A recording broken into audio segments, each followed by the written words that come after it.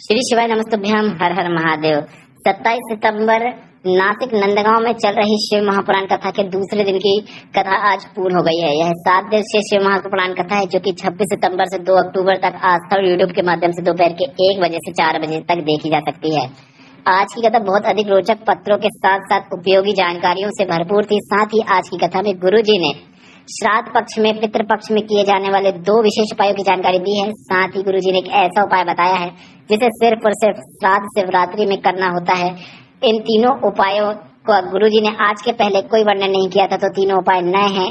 इन उपायों को आप इस श्राद्ध पक्ष के बचे हुए दिनों में और श्राद्ध शिवरात्रि में करके अधिक से अधिक लाभ प्राप्त कर सकते हैं। गुरुजी ने यहाँ तक कहा है कि यह उपाय आप साल भर में सिर्फ एक दिन श्राद्ध शिवरात्रि के दिन कर सकते हैं। तो कौन से उपाय आप श्राद्ध शिवरात्रि में कर सकते हैं, कौन से बचे हुए पितृपक्ष में, श्राद्ध पक्ष में कर सकते हैं और उनका आपको क्या लाभ होता है, उसी की जानकारी हम आपको इस वीडियो के माध्यम से देने वाले हैं। आज 27 सितंबर शिव महापुराण कथा में गुरुजी ने कुल 14 उपाय पत्र और उपयोगी जानकारियां दी हैं। सभी की जानकारी हम आपको इस वीडियो के माध्यम से दे देंगे। अगर किन्हीं कारणवश आपने आज की कथा नहीं सुन पाई है तो पूरी कथा का रास्ता तो आपको इस छोटे से वीडियो से प्राप्त होने वाला है। बढ़ते हैं आज की कथा की पहली विशेष जानकारी की ओर। कथा शुरू होते ही गुरुजी ने कहा, शिव महापुराण की कथा यह नहीं कहती है कि हमें बाबा बनना है, बल्कि शिव महापुराण की कथा यह कहती है हमें बाबा का बनना है। बढ़ते हैं आज की कथा की दूसरी विशेष जानकारी की ओर। गुरुजी ने कहा, समय पर अगर ब्रेक नहीं लगाया जा सकता, समय को अगर वापस रिवर्स नहीं किया जा सकता, तो शिव महापुराण की कथा कहती है जो समय अभी चल रहा है उसे हमें परमात्मा की भक्ति में लगाना है और जीवन का हमें आनंद लेना चाहिए। बढ़ते हैं आज की कथा की तीसरी विशेष जानकारी की ओर। गुरुजी ने कहा, हम आपको हमेशा इसलिए कहते हैं शिवलिंग पर 1 लोटा जल चढ़ाना चाहिए, क्योंकि जल चढ़ाने के लिए जब आपका हाथ महादेव की ओर आगे बढ़ता है तो महादेव वह हाथ पकड़ लेते हैं और आपको कभी गिरने नहीं देते हैं। बढ़ते हैं आज की कथा की चौथी विशेष जानकारी की ओर। गुरुजी ने कहा, साधु बनना सरल है, सन्यासी बनना सरल है, साधक बनना सरल है, पर गृहस्थ जीवन में रहकर माता पिता, भाई बहन, भाभी के साथ रहकर परमात्मा की भक्ति करना कठिन है। और अगर आप गृहस्थ जीवन में रहकर भगवान की भक्ति कर पा रहे हैं तो ऐसे में आपको भगवान की शरणागति प्राप्त होती ही है, यह निश्चितता है।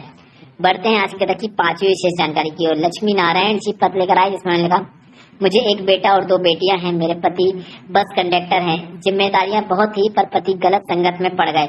मेरे बेटे ने इंजीनियरिंग की पढ़ाई की पर उसे कहीं पर भी नौकरी नहीं मिल रही थी। उसने सोचा कि अगर कहीं प्राइवेट नौकरी भी मिल जाए तो काफी घर की हेल्प कर पाऊंगा, पर उसकी प्राइवेट नौकरी भी नहीं लग रही थी। आपकी कथा सुनना शुरू किया, पशुपतिनाथ व्रत किया, 1 लोटे जल का वर्णन सुना। मेरे बेटे ने पशुपतिनाथ व्रत और 1 लोटा जल का अनुसरण किया। बेटे की PWD विभाग में सरकारी इंजीनियर के पद में नौकरी लग गई है। उसी का आभार व्यक्त करने हम कथा पंडाल में आए हैं। बढ़ते हैं आज की कथा की 6वीं विशेष जानकारी की ओर। गुरुजी ने कहा, कोई जल्दी बनता है, कोई लेट बनता है, पर शिव पर जल चढ़ाने वाला एक दिन सेठ बनता है, यह निश्चितता है।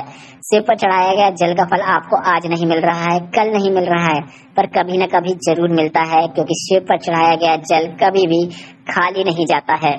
बढ़ते हैं आज की कथा की 7वीं विशेष जानकारी की ओर। गुरुजी ने कहा, पितृपक्ष में, श्राद्ध पक्ष में अगर हम पार्थिव शिवलिंग का निर्माण करते हैं तो पार्थिव शिवलिंग का निर्माण करते समय हमारे मन में जो भी कामनाएं होती हैं, जो भी इच्छाएं होती हैं, वह पार्थिव शिवलिंग का निर्माण करते करते ही भोलेनाथ पूर्ण कर देते हैं। भोलेनाथ पार्थिव शिवलिंग के निर्माण के समय आपकी सभी बातों को सुनते हैं और आपकी कामनाएं पूर्ण होना शुरू हो जाती हैं। बढ़ते हैं आज की कथा की 8वीं विशेष जानकारी की ओर।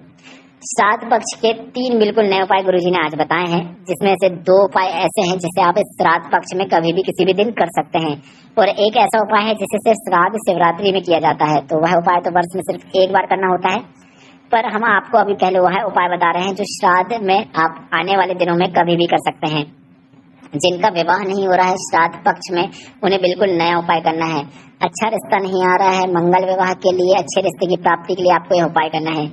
आपको अपने सीधे हाथ की 1 उंगली में घी लगा लेना है, घृत लगा लेना है। घृत से तात्पर्य है देसी गाय के घी से। आपको अपने हाथ की 1 उंगली में घी लगा लेना है और इसी उंगली का उपयोग करते हुए शिवलिंग में घी का लेपन करना है। लेपन करने के बाद आपको वही उंगली पीवरी का नाम लेते हुए माता अशोक सुंदरी के स्थान पर स्पर्श करा देनी है। जब आप शिवलिंग में उस 1 उंगली से घी का लेपन कर देंगे, उसके बाद आपको वह उंगली पीवरी का नाम लेते हुए माता अशोक सुंदरी के स्थान पर स्पर्श करा देना है। गुरुजी ने कहा, यह उपाय आप इस श्राद्ध पक्ष के आने वाले किसी भी दिन में कर सकते हैं। श्राद्ध शिवरात्रि में करेंगे तो काफी अच्छी बात है। अगले श्राद्ध के पहले आपका विवाह हो जाता है, यह निश्चितता है। बढ़ते हैं आज की कथा की 9वीं विशेष जानकारी की ओर। आज गुरुजी ने सिर्फ और सिर्फ श्राद्ध शिवरात्रि में करने वाले बिल्कुल नए उपाय की जानकारी दी। गुरुजी ने कहा 30 सितंबर को आपको यह उपाय करना है और यह उपाय हर कभी नहीं किया जा सकता, क्योंकि यह सिर्फ और सिर्फ श्राद्ध शिवरात्रि का उपाय है। अगर संतान नहीं है तो संतान प्राप्ति के लिए आपको यह उपाय करना है। आपको शिवलिंग में घृत का लेपन करना है, मतलब आपको शिवलिंग पर घी लगाना है, घी का लेपन करना है। घृत का लेपन करने के बाद आपको शिवलिंग पर एक कलश जल अर्पित कर देना है। शिवलिंग पर एक कलश जल अर्पित करने के बाद थोड़ा सा जल आपको प्राप्त कर लेना है और उस जल का आचमन पति और पत्नी को कर लेना है। संतान सुख होकर ही रहता है, यह निश्चितता है। बढ़ते हैं आज की कथा की 10वीं विशेष जानकारी की ओर। गुरुजी ने कहा, जो बेटा बेटी नौकरी इंटरव्यू में बैठने वाले हैं या उसका प्रयास कर रहे हैं तो उन्हें अपनी पढ़ाई चौगुनी करना शुरू कर देना है और साथ ही साथ इस श्राद्ध पक्ष में एक नया और आसान उपाय करना है।